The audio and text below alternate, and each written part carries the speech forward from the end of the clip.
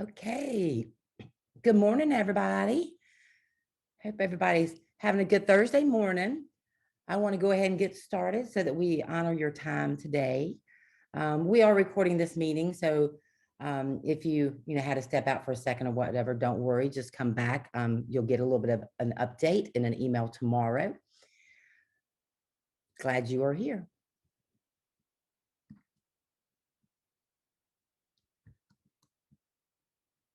And unfortunately, I'm having some issues with my computer screen, so bear with me. So this is the way the day is going to look today. We will start with Torianna and Tony with the BTSP updates, as always. And they're going to be talking about the end of the year process and then some upcoming opportunities.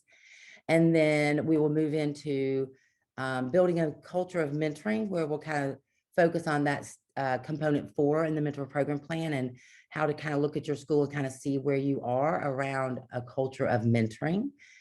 Then we'll take a quick 15-minute break, and then yay, you get to have the onward book study that I know many of you have been looking forward to, and that's around time to collaborate and plan. So most of you know already all of our ugly mugs. So we have Tony Smith, Torianne, Dooley Kennedy, Melissa, and then myself.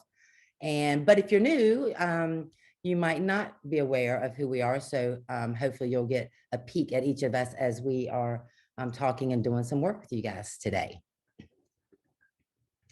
Before we get started and jump in, I wanted to share this quote with you that I thought was quite appropriate, at least for the work we're doing today, but I think probably the work we do on a daily basis.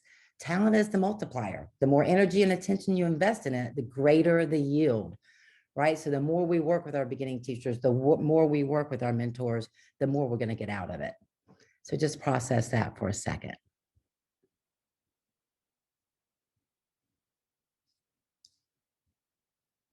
And I'll hand this over to Torianne and Tony. Thanks, Tracy. Good morning, everybody. So the first thing that we want to start with is our evaluation due dates. And so we just want to remind you of some of the upcoming due dates that we have. We're so close to closing out the year, and everything needs to be completed for our beginning teachers according to the evaluation timeline. Tracy, if you'll move to the next slide. So everyone who is hired as of March 1st is expected to have an evaluation plan, which includes at least 1 observation if they're on the late hire plan, or 3 observations in a peer observation if they're on the comprehensive plan, as well as a summative. If you are hiring a teacher and as of March 1st, they are not required to have an evaluation plan, and they are not required to do a professional development plan. You could definitely do one, but it's not a requirement. Thank you. Okay, let's talk about the beginning teachers. All third-year beginning teachers who have met all of their requirements will be recommended for their continuing license. They must have all a summative to have all proficient or higher ratings. They must have completed all the requirements based on their requirement letter from DPI. And the licensure team will recommend the conversion. I want to reemphasize that last bullet. The licensure team will make the recommendation for the conversion. The beginning teacher, the third-year teacher, will not start this process. If they start it, if they do it, it's going to cost them. It's free. So CMS will do the conversion of the third-year license for teachers.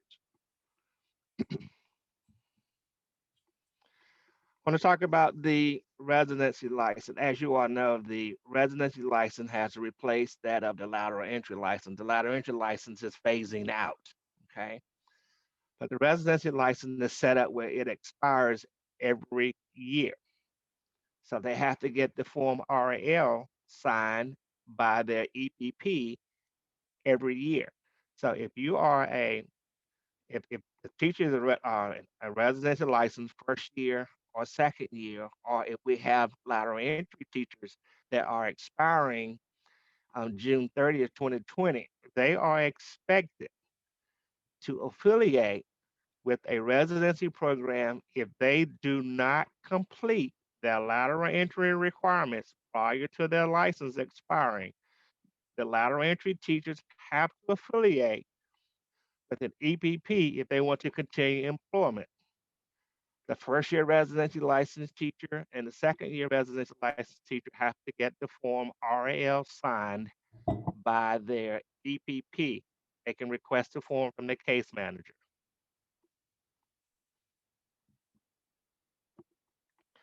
Okay, that's permit to teach.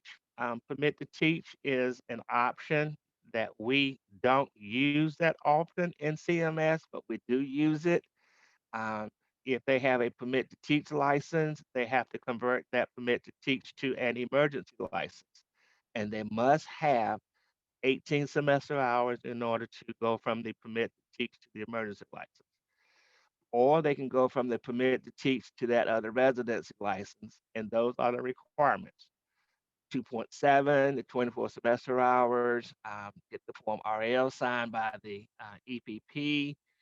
The deadline for those forms, the deadline is sometime around mid-April or the end of April.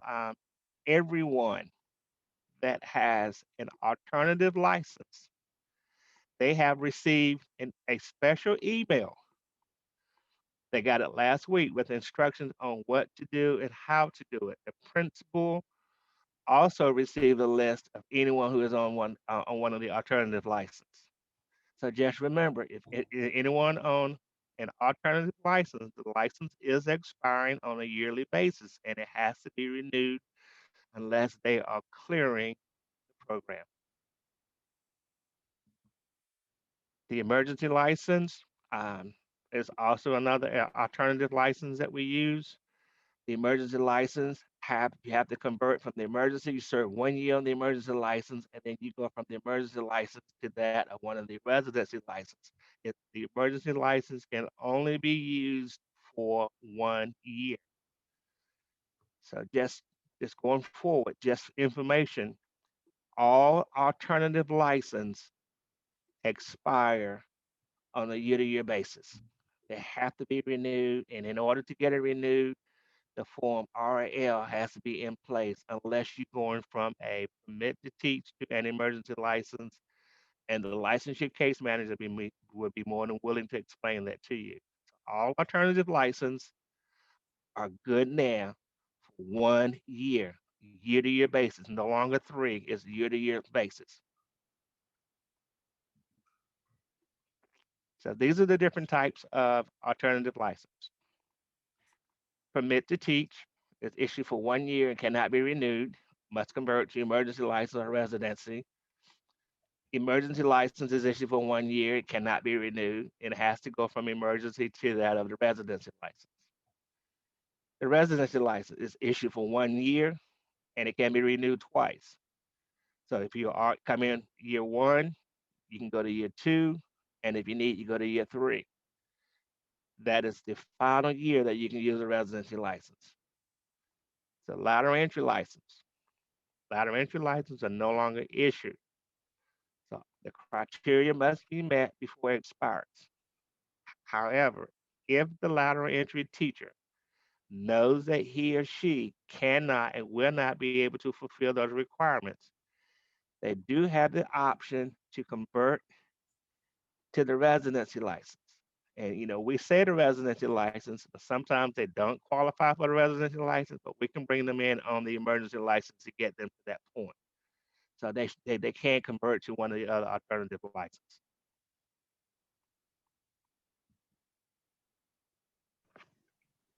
Awesome. And if you have any questions about the licenses, if it's specific to individual employees, feel free to email Tony, and his email address is going to be at the end of our presentation.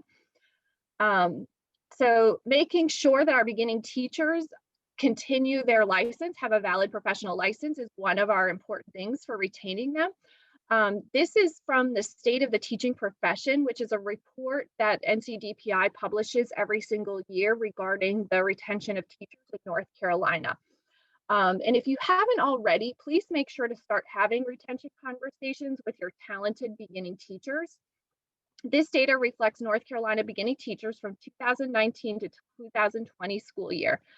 And the highest reason for departure is categorized as personal reasons, which include family responsibilities, continue education, family relocation, teach in another state, dissatisfied with teaching, career change, health or disability, or retired with reduced benefits, or re-employed retired teacher resigned, or to teach in a non-public or private school. So even though that's a majority, that's kind of all the different reasons clumped into personal reasons. The highest vacancies include elementary, middle school math, and high school CTE. So those would be the best teachers to talk to first and make sure that they understand that you want them to continue to teach. Here are some suggestions or talking points you can use when talking to a third year beginning teacher. Next, perfect. Remind them that once they convert their license, they would be eligible for a 4-year district contract in CMS. They would have potential to make 12% more by earning national board certification. And then we have leadership opportunities through a mentoring a beginning teacher, as well as the teacher leadership pathway and the principal pipeline in CMS. We also know that not every teacher is a good fit for every school. And if someone's a good teacher but not working out in your school setting, consider helping them navigate the transfer period. Even if you don't retain them in your school, let's try to retain them in our district as well as in the teaching profession. All right, so regardless of whether a beginning teacher was hired 3 years ago or 3 days ago, they need to be assigned a qualified mentor. I'm going to pause. I need y'all to read this slide because we've gotten a lot of emails, and we need you to know and follow up that every single beginning teacher needs to be assigned a mentor, and the state board requirement says assigned early, so as soon as possible. So early usually means the first week of school when they come back in August, but if they start with you today, they should have a mentor in place to help them navigate your school setting and help navigate the profession. So please make sure if they were hired prior to February 28th, that mentor pairing needs to happen in My Talent. The mentor needs to be assigned to the professional development plan because the beginning teacher will have to do a professional development plan. If they were hired after March 1st, they're not required to have a professional development plan. So it does not have to exist in My Talent, but the principal is responsible for maintaining documentation for the mentor pairing. Speaking of mentors, mentors need to have a summative completed by the end of the school year in order to serve as a mentor next year. So here are our summative due dates for experienced teachers. Mentors have to have a summative within the past 2 school years. And we know that most of our experienced teachers did not receive summatives last year, which is okay, they were not required to, but it's going to impact who is eligible to serve as a mentor next year. And next year is our audit year. So we need to make sure that every single mentor, every single experienced teacher that you're going to tap to be a mentor next year has a completed summative by the end of this school year. So those are the due dates.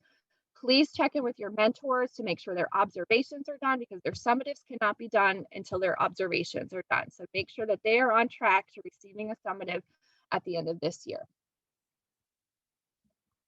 All right, I'm going to introduce you to some opportunities for our beginning teachers. The first one coming up is New Teacher Topics. That is scheduled for Thursday, March 25th. New Teacher Topics is a networking and professional development event designed specifically for beginning teachers. And teachers will be able to self-select learning opportunities to make more immediate impact on the teaching practice and their students. This will be a remote event, and mentors are encouraged to participate along with their mentees. There will be recorded sessions focused on classroom management, curriculum updates, self-care, and social emotional learning, just to name a few. Registration information will be sent out to beginning teachers soon. The next opportunity that we want you to mark your calendars for your beginning teachers, is the CMS New Teacher Institute. Title I teachers are invited to attend our virtual event on June 3rd, and non-Title I teachers are invited to attend on June 4th. Beginning teachers will strengthen their understanding of classroom culture, instructional strategies, digital learning and technology integration, using data for instruction, and student engagement from great teacher leaders. This year's theme is Sankofa, look back to move forward. Our goal is to guide beginning teachers in reflective practice to, if we break down the word Sankofa, San means to journey back to last year, Ko means to go and obtain new knowledge, and Fa is to take. And so to take what they've learned to move forward and be successful educators next year. The Beginning Teacher Development and Support Team employs teacher leaders to serve our beginning teachers during the CMS New Teacher Institute. So this is where we need your help. We are so excited to offer this amazing opportunity to mentors to take on a leadership role at the district level. So if you know any mentors who are looking for some leadership around Standard 1, this is a perfect opportunity for them to share their knowledge and expertise while supporting our beginning teachers. They will create a 1-hour learning session for beginning teachers. They'll be paid for their planning time as well as their presented time. It's a one-time stipend of $300 that they will receive after the Institute.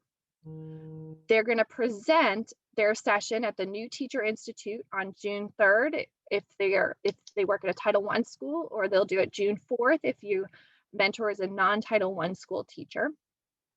They'll be able to facilitate the same 1-hour session multiple times, and they're going to support beginning teachers through research-based best practice. Proposals are due on March 22nd. So if you have any teacher leaders in your building who you think would be great for this opportunity, please share it with them and let them know to turn it in by March 22nd. This was included in our BT Beat this month for mentors and mentor contacts.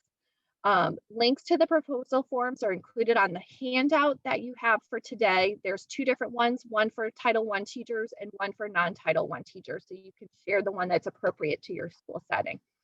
And we look forward to seeing the amazing leadership, knowledge, and dedication of our teacher leaders will bring to this event. So in addition to the CMS New Teacher Institute, NCDPI plans and organizes a BT Summit, and they are requesting teacher leaders to present. So just a thought, if we have some great teacher leaders, they can submit a proposal to present at the CMS New Teacher Institute, and they can submit the same proposal to present at the NCDPI BT Summit, and have the opportunity to present both at the district and at the state level for beginning teachers. Here is the information around the BT Summit, and this is also a virtual event. Beginning teachers will have the opportunity to attend. It will be held on June 16th and 17th this year. Registration begins in April, and that information will be shared with our beginning teachers once it becomes available to us.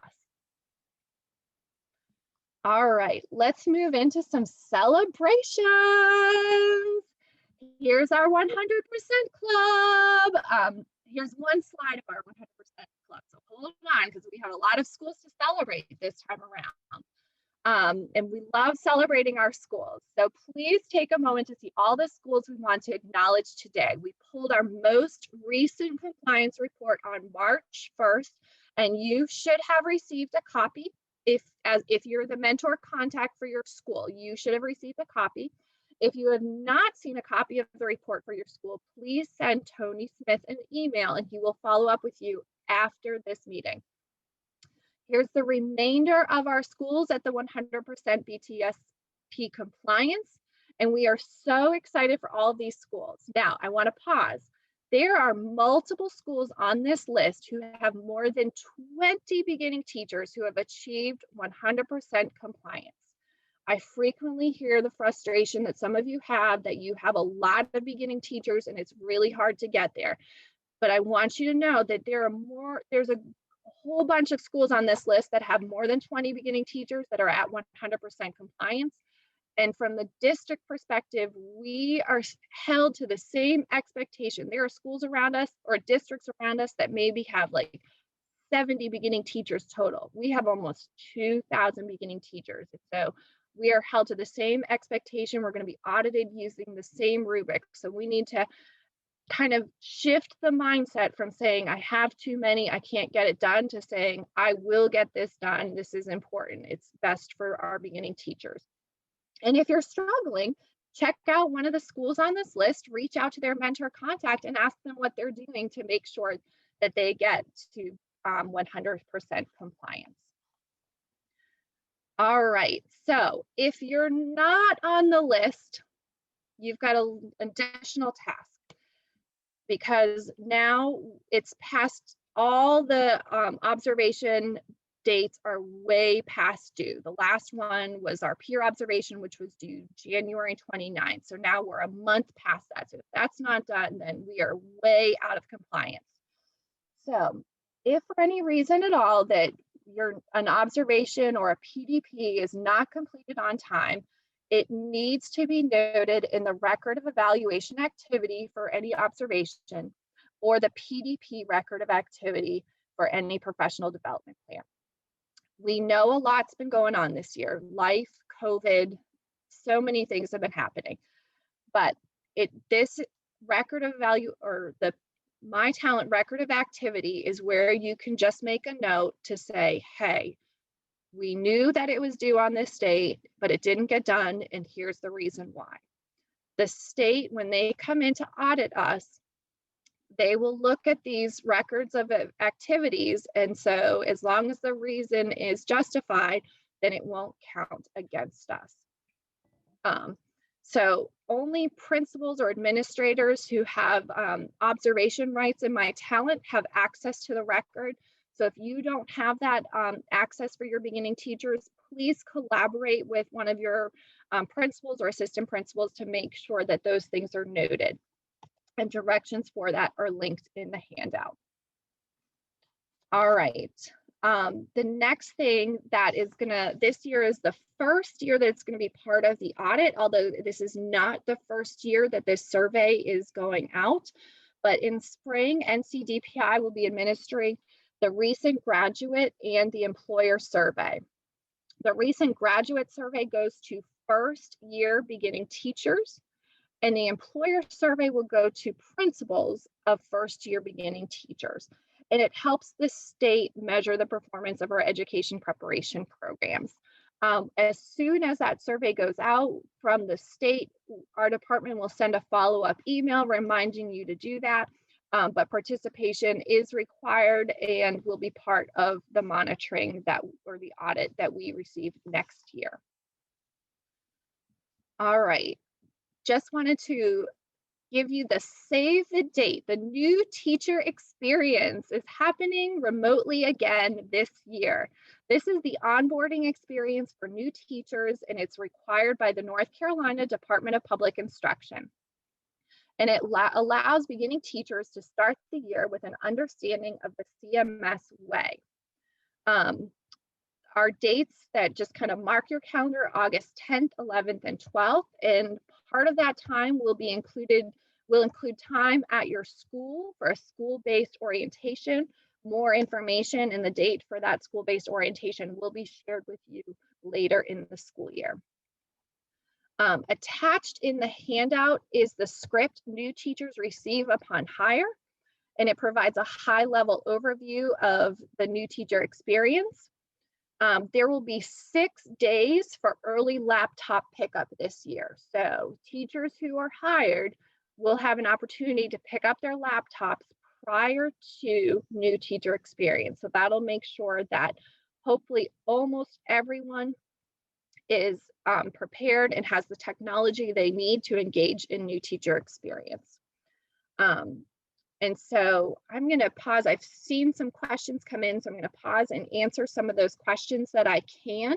But Tracy, if you'll put the next slide up, if you have any lingering questions after Tony and I are done and that don't get answered today, please do not hesitate to email either one of us.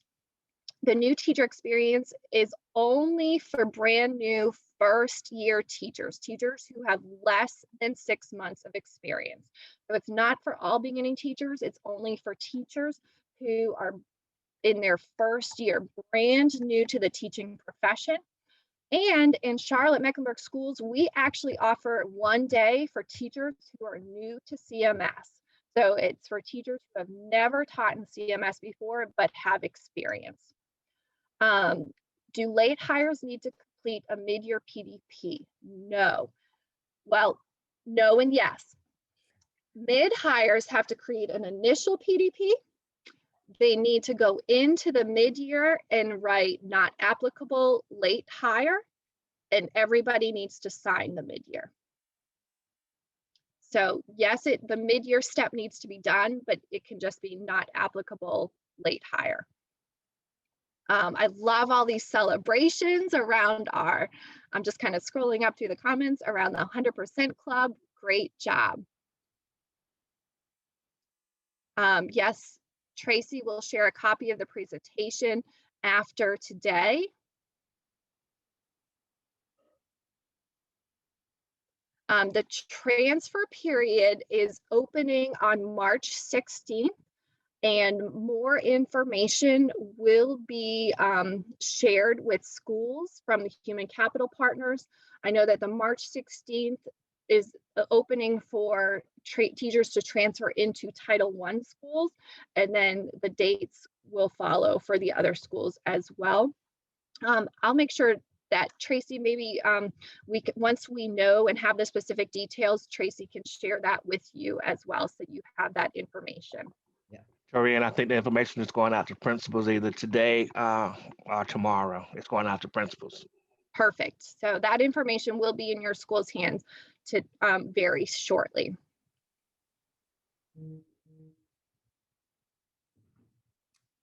And there are no rules around new teachers transferring. So it doesn't matter if a teacher's been with your school for 1 year. They don't have to complete their BTSP all 3 years in one school.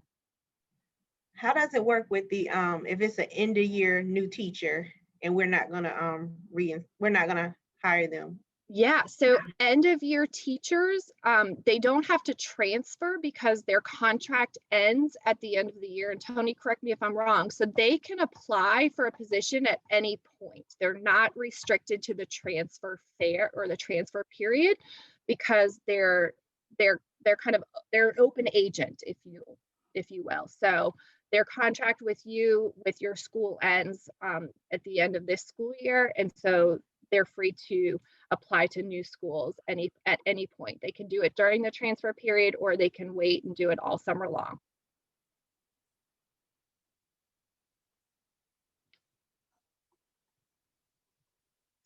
A teacher from another country, it depends on if that teacher is a beginning teacher. If they are here on a VIF or EPI contract, then they are typically an experienced teacher, and they are not required to have a mentor because they are an experienced teacher. But if they are coming in as a beginning teacher, then yes, they have to have a mentor. Thank you. And a place to communicate about requirements for teachers on the alternative licensure pathways, deadlines and specific requirements. Those will all be outlined in the teacher's licensure letter, the letter that they received from NCDPI, what their specific licensure requirements are. Yeah, Tori, let me just say that we CMS is well aware that the due date that we sent out does not coincide with the EPPs, and we are working with the individual teachers to get the Form RL signed. I have been in communication with UNCC, and I've also been in communication with ECU that we have worked out a process to get those forms done. Is there a way to be able to get this information before it's sent out to the teachers, because they come to us all concerned and worried and everything, like a summary, so we have a plan for them to help them through, so they're not bugging you guys as well? Well, Karen, I appreciate that question. I'm just going to answer it this way. The state of North Carolina has pretty much taken the school districts out of the loop in reference to the license for the teachers. And we kind of put ourselves in it because we have the capability to assist them and help them. A lot of times we don't know until we get it from the state. Um, so, but I can work on maybe sending information to the mentor contacts as a general, but most of the time it's tailored to the individual teacher. Okay. But I see what we can work out in reference to that. Maybe we put it on processes for the upcoming year to communicate to you all what's going on. Okay. Yeah, that would be great. Okay. If you have any more questions, Tony and I are going to stay on for a little bit longer. Just put them in the chat and we can respond in the chat. If it doesn't get answered today, though, please email either one of us. Thank you all.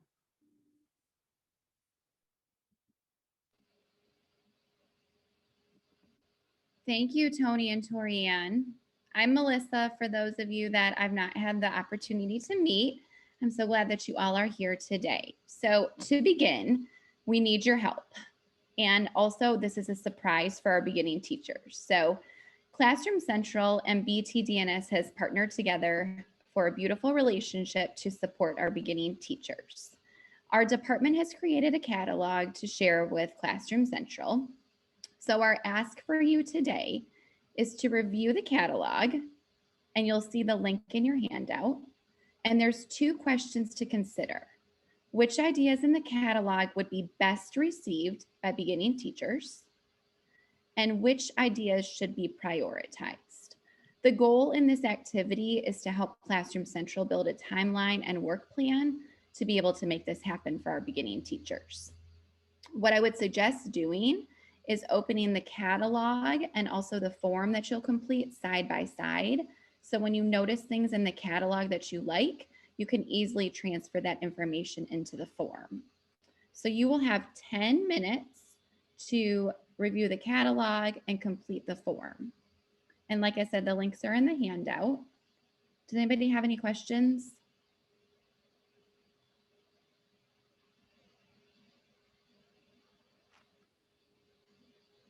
Okay, I'm going to go ahead and start the timer now. So take 10 minutes. All right, time is up. Thank you all so much. I saw so many great responses come in, so we really, really appreciate it. We will be sharing that information with Classroom Central so they can continue to make progress with their work. I'm going to go ahead and share my screen now. And Tracy will move into her session.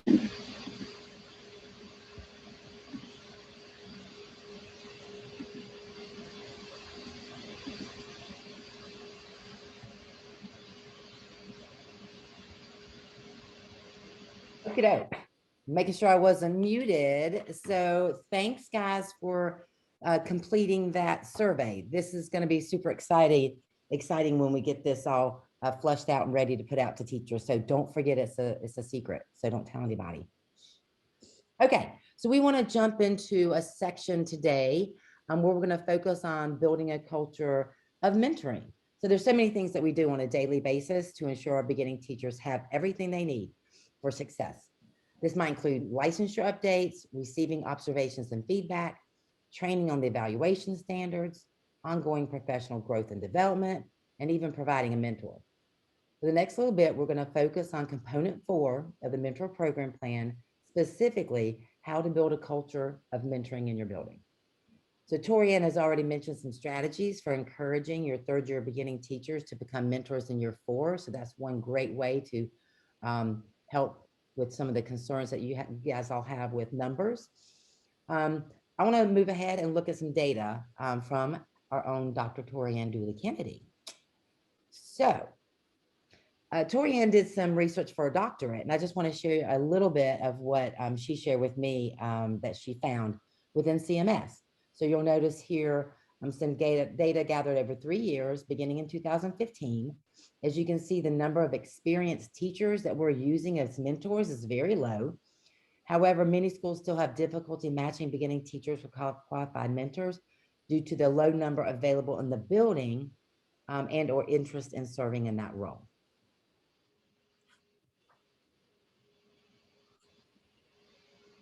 So now you see standard 1. So this is the evaluation standard 1. Teachers demonstrate leadership across multiple settings, the classroom, school, profession, and upholds ethical standards. So what you're going to notice here basically is a significant difference in average performance on standard 1 between mentors and non-mentors. That's in standard 1. Next, you'll see standard 4. Next slide, Tracy. Yes, please. So standard 4 is intended to measure how a teacher facilitates learning for students, including the knowing the developmental level of students, appropriately planning, utilizing a variety of teaching methods and technology, developing problem-solving critical thinking skills, fostering teamwork and leadership, effectively communicating and assessing using a variety of methods. This is huge, right? Standard 4. So you'll notice here a significant difference as well in average performance on standard 4 between mentors and non-mentors. So next. Finally, I want to share what Torianne found as far as retention rates of mentors versus non-mentors. Teacher retention was calculated by identifying experienced teachers who taught during one school year and returned and were documented on staff on September 1st of the next school year.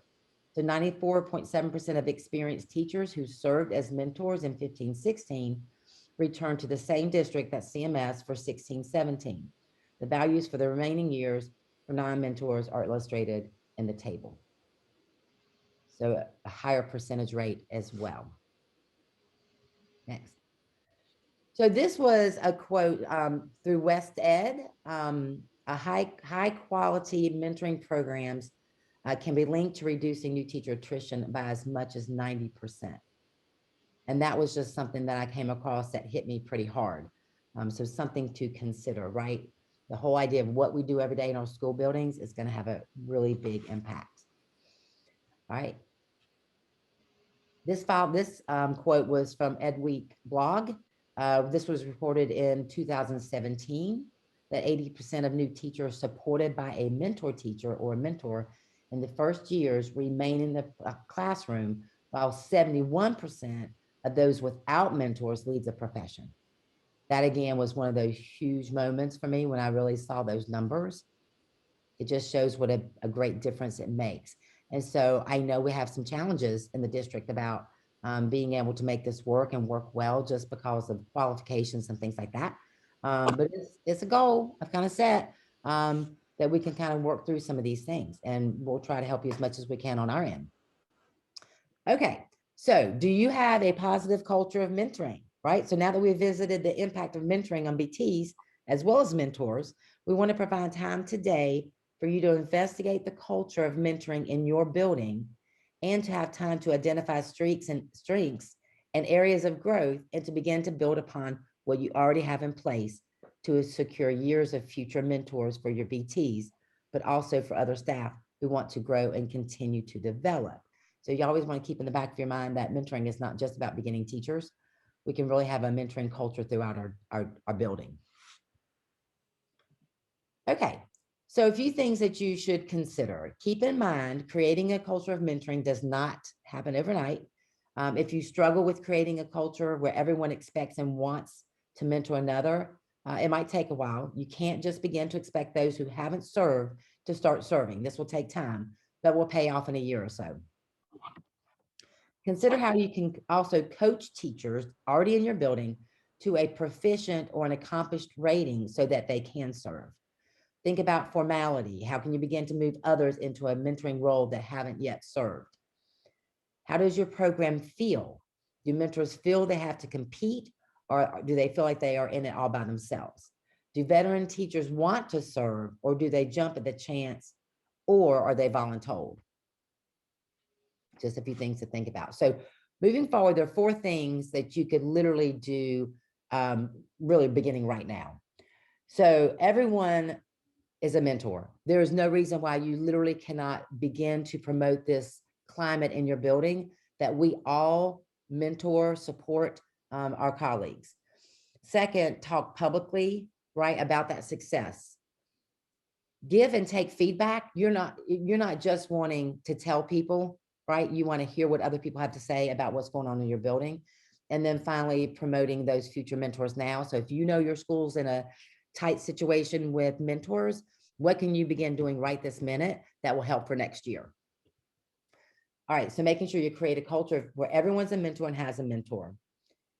You may not be able to take the work that you're doing today and immediately start utilizing that, but if you start today, the next year you'll begin to see that you have more folks available to mentor. The next year you'll see even more growth in that area. So this is some great advice, right? So go ahead and start now, kind of regularly assessing the culture of mentoring in your building. Maybe it's even something you want to put on your calendar, revisit on a regular basis. Something that is a good idea. Let's say every quarter, I like to go back and think about what's happened during that quarter, right? What mistakes I've made, what I need to change, how I can improve things, what new things can be added to the work I'm doing that will have an impact on those who are receiving the work. So there are a few categories here that I want us to focus on today. And for us today, we're going to do a lot of individual kind of work towards this, but I want you to focus on 3 things. So look at these 3 categories to begin working on assessing that culture of mentoring in your building. So much of your time today might need to fall into readiness. Depending on your building, you may feel like you really need to kind of back up a little bit and start from the very beginning to determine, is your building in a place where it's really ready for this culture of mentoring?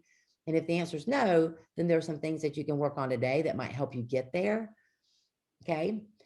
It's okay if your building does not currently have a culture of mentoring, but you got to go ahead and start on it. Perception might be a stumbling block.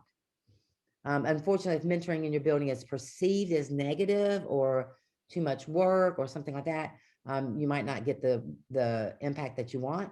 You're going to have to change that perception by changing the how and the why mentoring occurs in your building. So don't forget, all work you do should be aligned to a school or district initiative.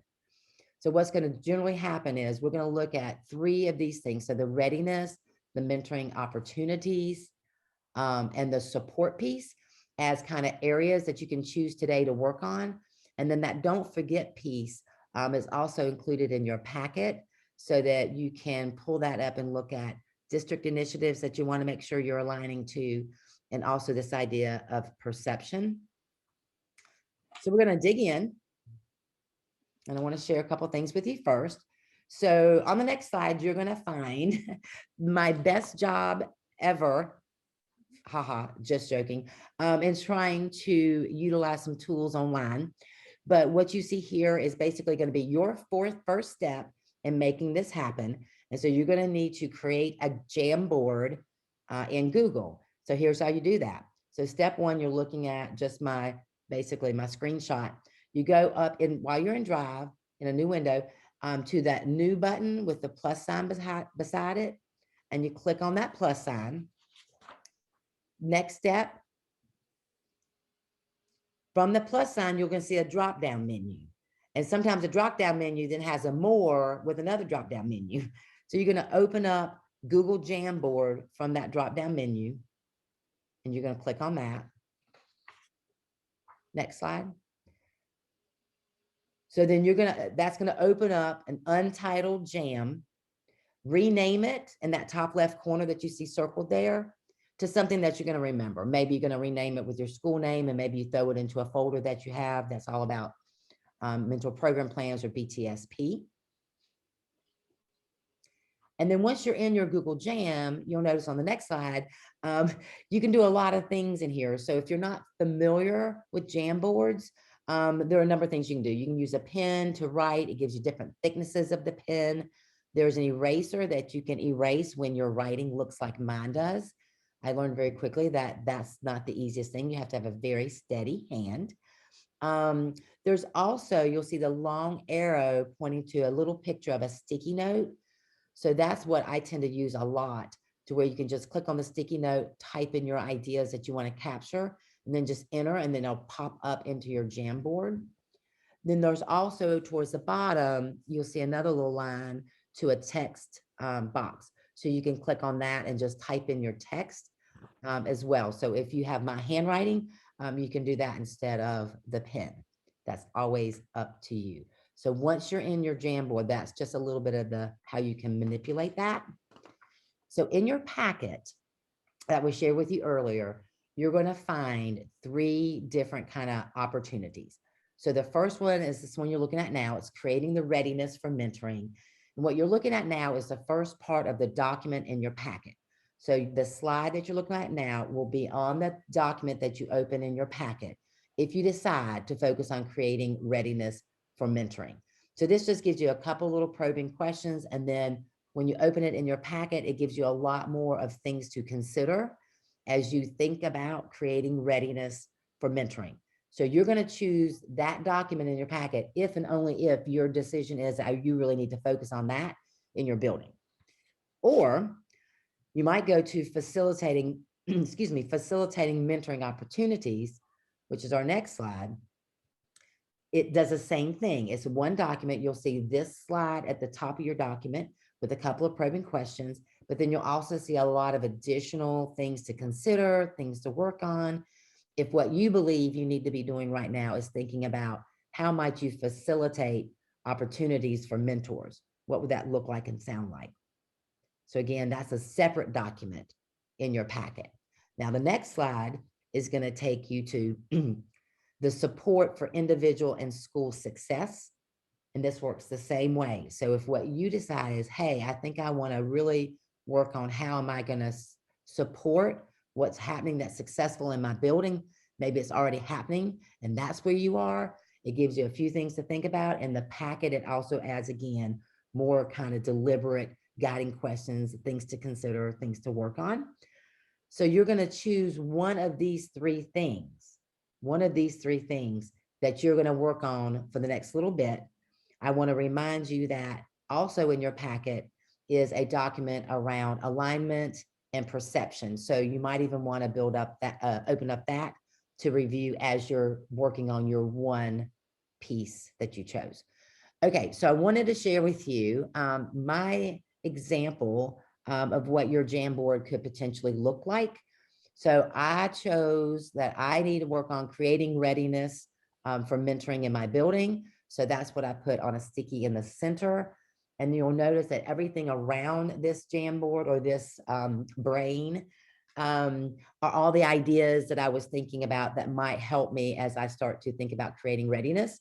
I use the document in our packet to help me do that.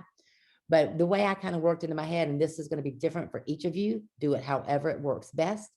But I kind of started with 4 general ideas. You'll notice starting in the top right, it says top down. And then there's another sticky with green, which is hard for me to see because I'm looking at a smaller screen. And then there's another yellow sticky, and then another green sticky at the top left. And then the stickies that branch out from those are then that further detail, that digging a little deeper, that I recognize this is something I need to focus on, but what's that going to look like and sound like as I move this planning forward. So hopefully that'll just kind of give you an idea of what that final result might look like. All right, so what we're going to do is we're going to get started. I'm not going to do anything like breakout groups or anything like that because everyone's going to make their own decision about what they need to be working on. So we're going to take, I'm looking at the time, we're going to take about 25 minutes. And I want you to dig into one of these 3 things. And I want you to give all of your energy and all your thought to how you're going to have a greater impact around that piece. What are your plans? What is it going to look like? What do you need to do now? What do you need to do in a month from now? What do you need to do over the summer? What do you need to do in the fall to start really making an impact on the mentoring piece in your building? It's going to look very different if you only have a few beginning teachers because you only have a few mentors versus if you've got 24. So just keep that in mind. I recognize that.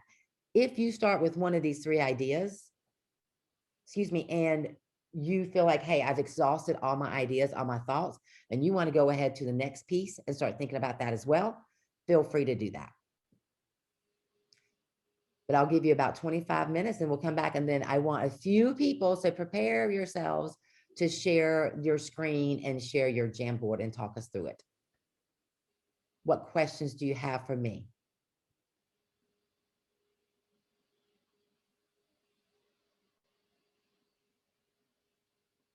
Okay, I guess silence is golden. All right, so I'm gonna start a timer on my end for that.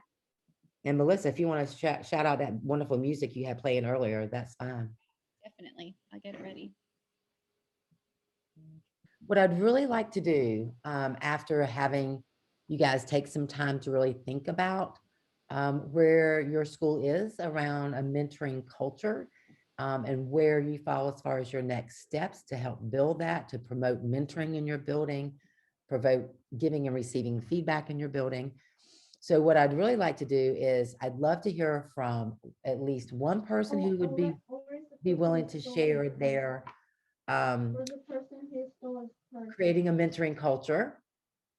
I'd like for someone to maybe volunteer to do the second piece, which was that whole facilitating learning for mentors. And then the third piece being around the individual and school support of the mentoring. So hopefully we can do one of each. That would make me happy. That would be a happy day for me. All right, so maybe Melissa can be looking at the chat box, or if somebody just wants to come off mute and say, hey, I want to start with creating a culture of mentoring, and I'm willing to share. I want to create a culture of mentoring. I was thinking that typically, like, I'll do summer hours and I'll get paid for working on like my BTSP plan. But I was like, maybe it'd be great if I invite our mentors who will do it next year to do that work with me, and they can make a little money and help me develop the mentor plan and some of the professional development topics. I Because love it. Yeah. What, did you put some things together on a Jamboard? Would you be willing to share your screen and show us your Jamboard? No pressure. Okay.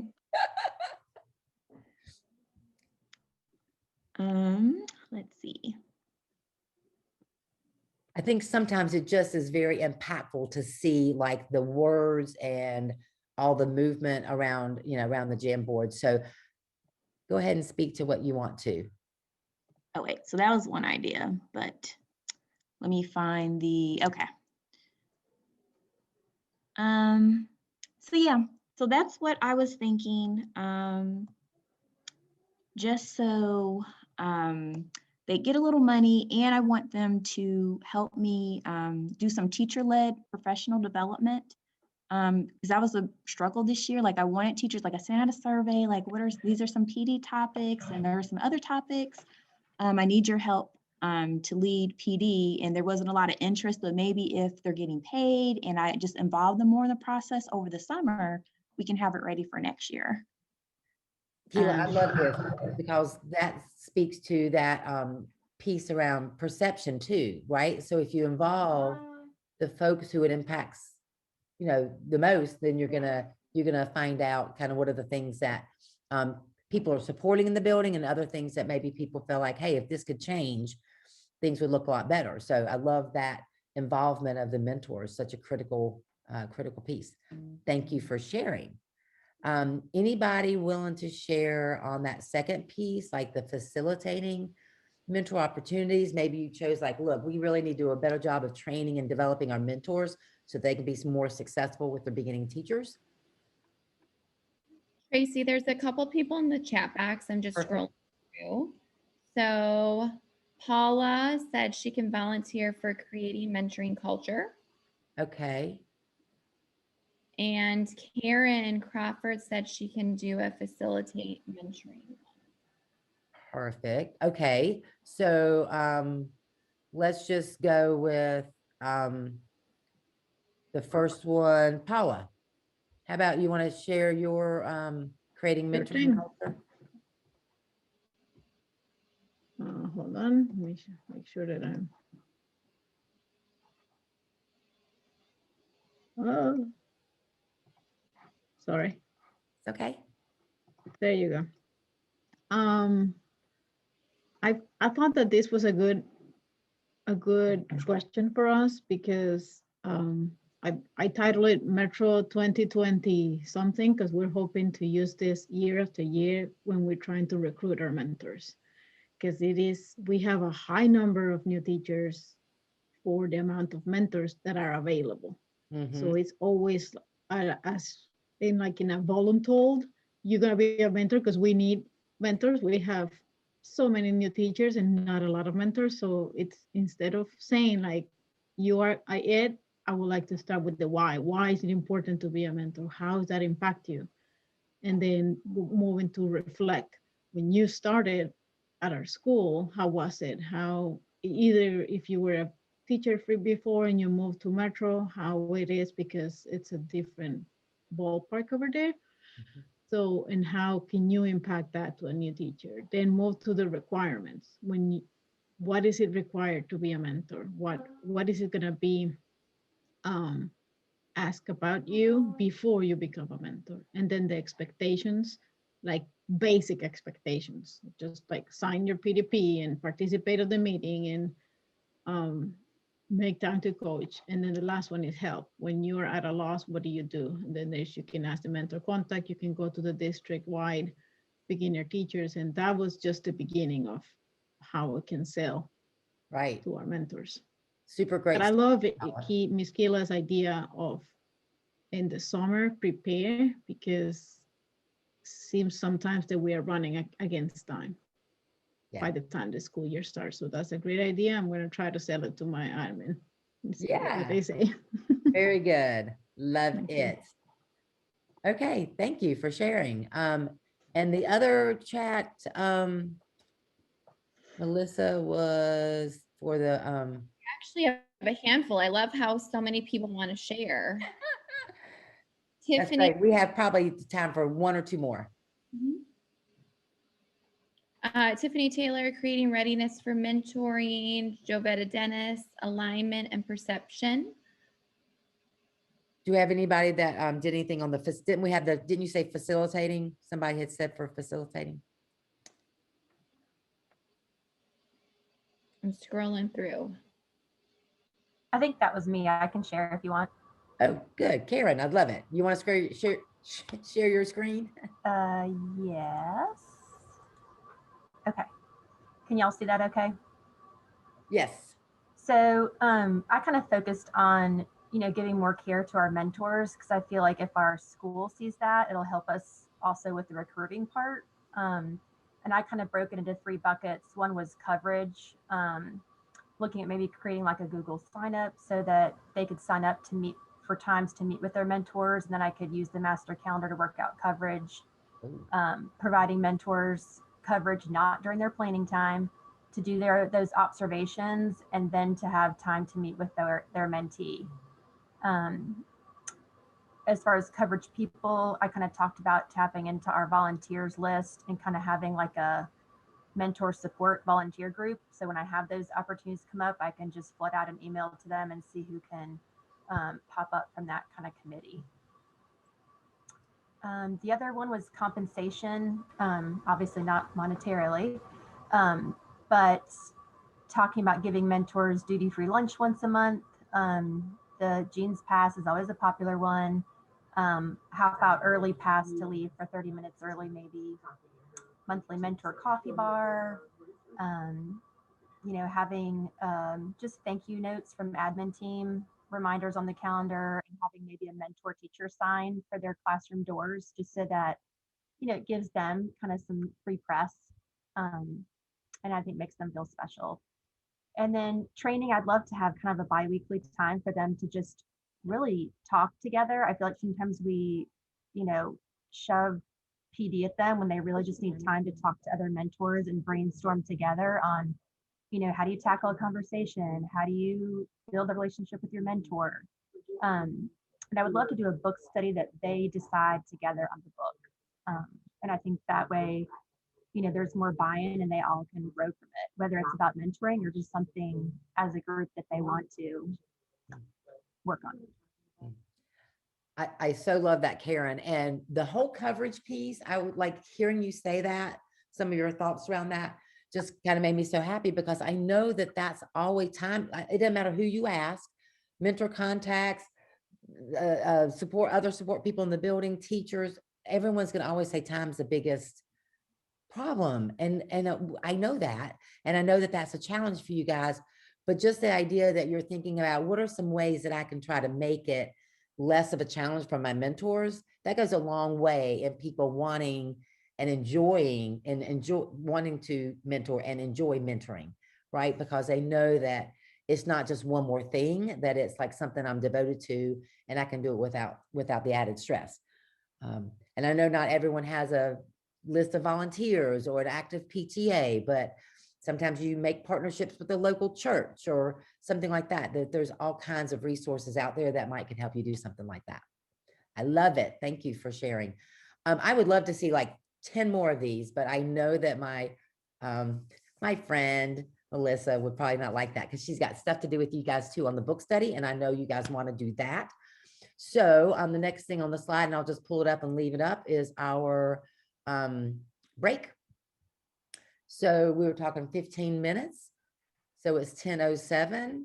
Start a timer now, and we will see you back in 15 for the book study. Melissa, anything to share before we get a break? No, enjoy your break. All right, beautiful. See you in 15, guys.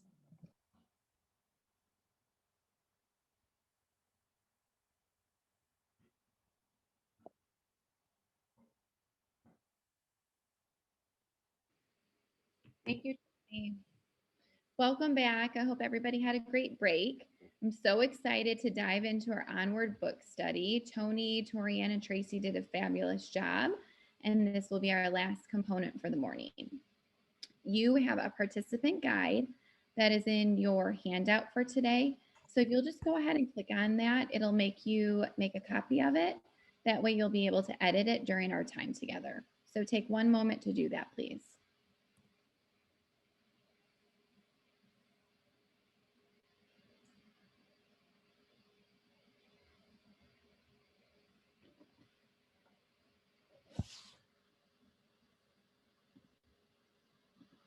Everybody good? Okay, perfect. Tracy, next slide.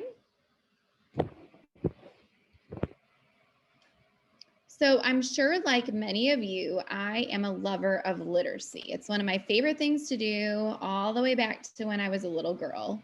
And it's just continued on into this work of education. So in a spirit of transparency, I wanted to let you all know that because I was so invested in Onward, I chose it as one of my PDP goals. So we're a little bit over the mid-year point, but that's okay.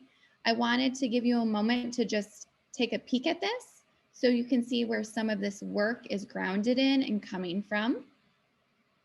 So go ahead and do that now.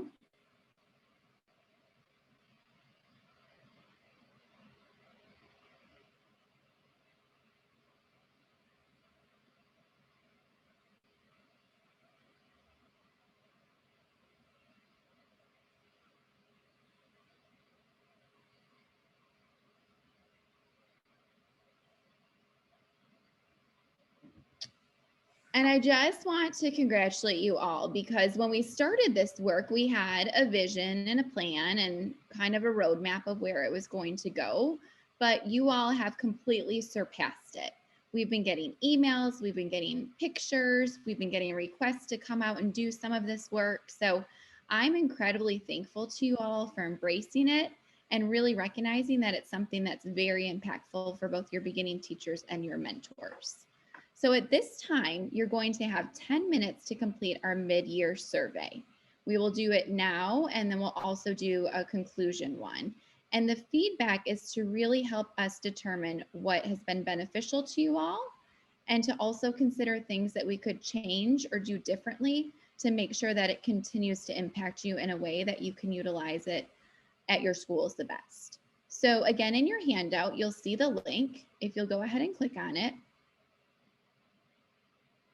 and you can have 10 minutes. If you finish early, just go ahead and browse through your chapters because we'll be diving into that as soon as we're done with the survey. Does anybody have any questions?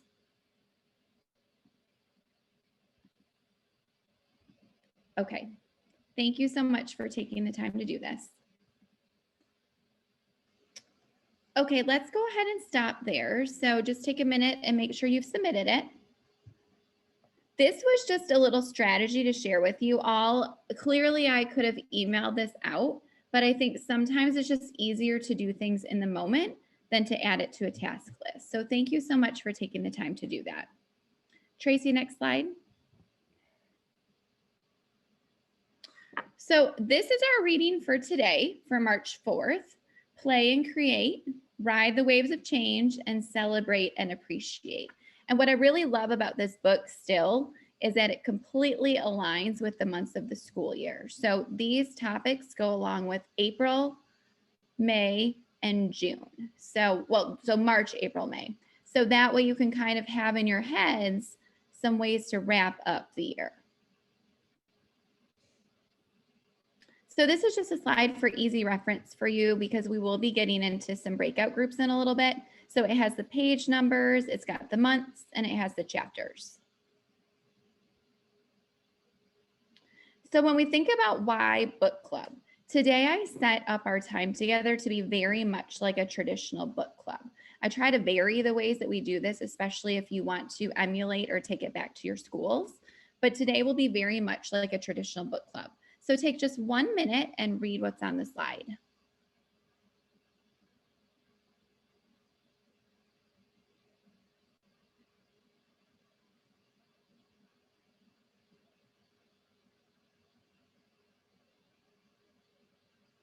I think the thing that's great to consider about book clubs too is it goes all the way down to our students, right? Our students participate in book clubs all the way up to like elderly people, right? Like when they're in their 70s and the 80s and they still gather for book clubs. So I think it's definitely something that spans across age and time.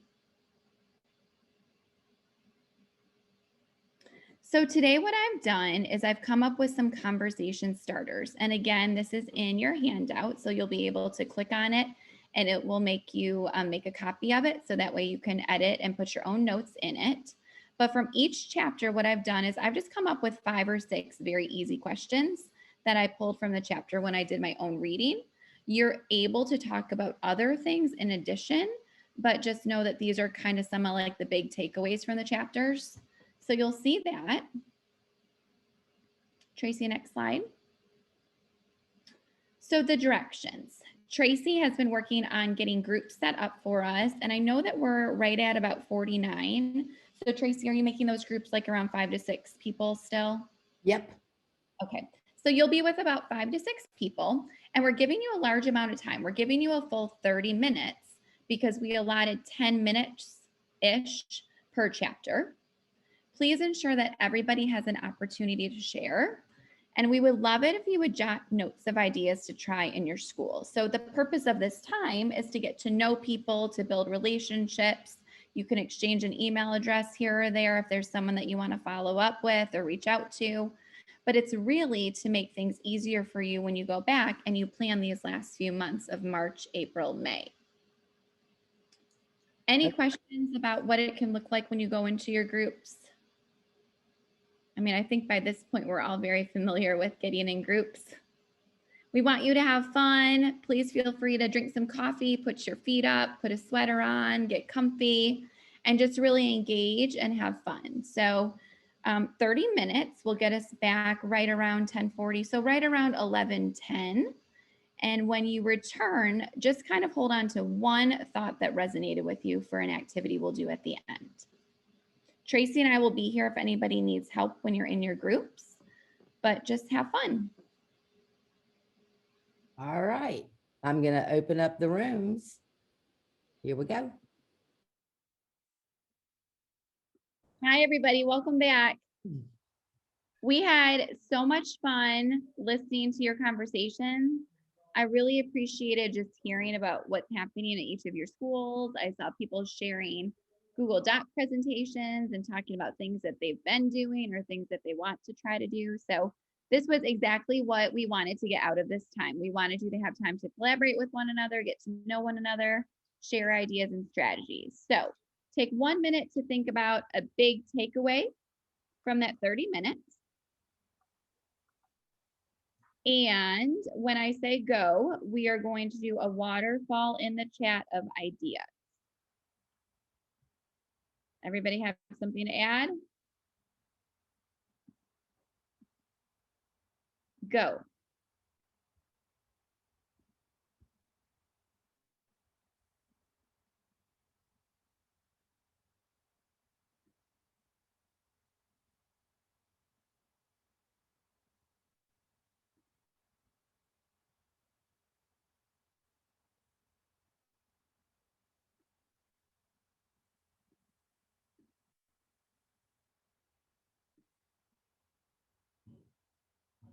These are such fun ideas. Sip and paint, be creative,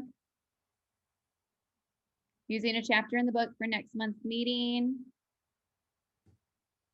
incentives for mentors, yes. Taking care of yourself and each other, great, especially as we move into the end of the year.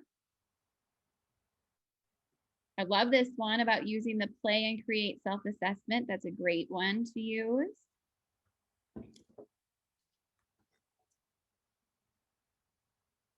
Thank you, Jamie. Ways to have fun and laugh from now until the end of the year. So clearly you can see just from 3 chapters of the book, you've got a plethora of ideas.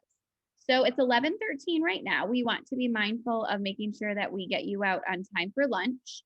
So we're actually going to only give you 5 minutes to create some ideas for March, April, and May. We want to acknowledge that you may already have some ideas planned, but if there was anything else new that you learned, something that was shared with you, something that sounds fun from the workbook, if you'll go back to that participant guide, you'll see where it says my March ideas, my April ideas, my May ideas, and just literally take 5 minutes and jot down some ideas of things you might want to implement. All right, everybody, we're going to go ahead and stop there. If you're not done, don't worry. You can always circle back to it in your time that you've got in your schedules to work on your mentor program plan items. So thank you so much for your attendance, your participation, and your engagement today. Tracy, do you have anything you want to add? I am currently typing into the chat box and gonna put a link in there to a folder that I have created that I want all you to have access to, where there were so many amazing things happening. So many of the ideas can be implemented through beginning teacher work and or mentor work that we talked about earlier today. And there's no reason why all your amazing brain work should not be available to other people. So hopefully you will be willing to share easily and deliberately any of your wonderful ideas into this folder where other people can just pop in and say, oh my God, this is a great idea. I want to steal it, and let them do that. But I want to caution you to make sure that when you put something in this folder that you make sure the sharing settings are right. And I know I struggle with this myself, but make sure your sharing settings are right, because what you don't want is to put your original of something in this folder and then someone goes in and they're like, oh, this is great, but I'm going to modify it a little bit. And then they're modifying on your document, your original. So always use that forced copy idea where when your document's up or your PowerPoint or whatever, that at the end where it says EDIT in the URL, that you back up that EDIT and replace it with COPY, and that'll provide the opportunity to make a forced copy, and then they own it basically and can do whatever they want without messing with your original.